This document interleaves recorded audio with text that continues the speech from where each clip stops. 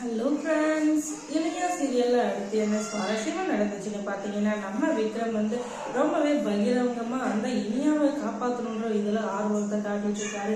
ஆனால் இந்த மாயா பக்கத்தில் இருந்துக்கிட்டு எப்படியாச்சும் அதை கெடுத்து விடணும் அப்படின்றதுலையே ஃபோக்கஸ் காட்டிட்டு இருக்கா. அவங்க என்ன பண்ணாலும் சரி அதில் போய் இல்லை அங்கே இருக்க மாட்டாங்க, இல்லை இங்கே இருக்க மாட்டாங்கன்னு சொல்கிறாங்களே தவிர அவங்களும் ஒரு போலீஸ் தான், எப்படியாச்சும் அவளை காப்பாற்றணுன்ற எண்ணம் கொஞ்சம் கூட இல்லை. இதில் இருந்துக்கிட்டே விக்ரமுக்கு ஒரு சின்னதாக டவுட் இருந்தாலும் அதை அவர் காட்டிக்கல. ஏன்னா போலீஸ் புத்தி அவ்வளோ அழகான புத்தி. அவர் ரொம்ப அழகாக அதை டீல் பண்ணிட்டு இருக்காரு. யாரை இருந்தாலும் உடனே நம்பிடக்கூடாது. அவங்க என்ன நினைக்கிறாங்க, என்ன பண்றாங்கன்றத பின்னாடி முன்னாடி வாட்ச் பண்ணிக்கிட்டே இருக்கணும். அப்பதான் அவங்களதான் குற்றவாளியா இல்லையான்றத கண்டுபிடிக்க முடியும் அப்படின்றதுல உறுதியா இருக்கிறது நம்ம விக்ரம்.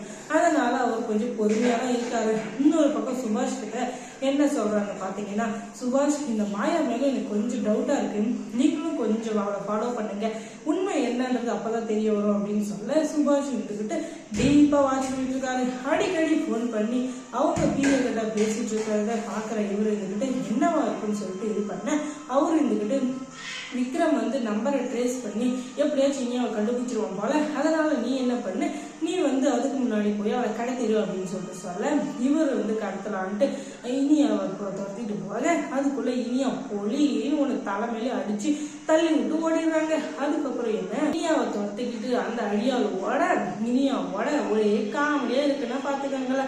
இன்னொரு பக்கம் விக்ரம் அந்த நம்பரை ட்ரேஸ் பண்ணி எங்க இருந்து அந்த சிக்னல் காட்டுது பார்த்தா வேற எங்கேயும் இல்ல, அது இனியாவோட மாமனார் அதாவது நல்ல சிவத்தோட வீட்டுல தான் அது காட்டுது. கடைசியில மாயாவோட செல்லு, அதுக்கப்புறம் அவங்க அப்பாவோட செல்லு, இனியாவோட செல்லு, எல்லா நெட்வொர்க்கும் அவங்க வீட்டை தான் காட்டுது. இதுல இருந்து எல்லாருக்கும் தெரிய வருது யாரு இந்த குற்றவாளி அப்படின்னு சொல்லிட்டு. இது மூலியமா கொஞ்சம் கொஞ்சமா துருவி மாயாவை விசாரிக்கிறதுல எல்லா உண்மையும் தெரிய வருது.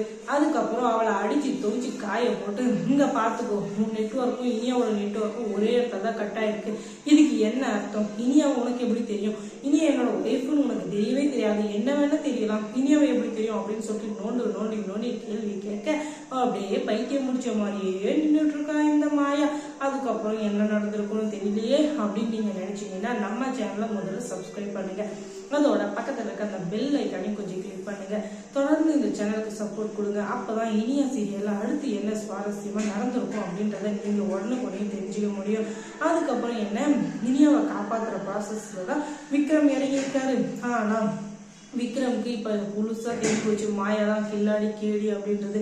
அதனால அவளை வெளுத்து கட்டிட்டு தான் மற்ற வேலையை பார்க்க போறாரு அப்படின்றது நம்ம எல்லாருக்குமே உறுதியா தெரியுது. அதுக்கப்புறம் என்ன நடந்ததுன்றத அடுத்த வீடியோல பார்க்கலாம்.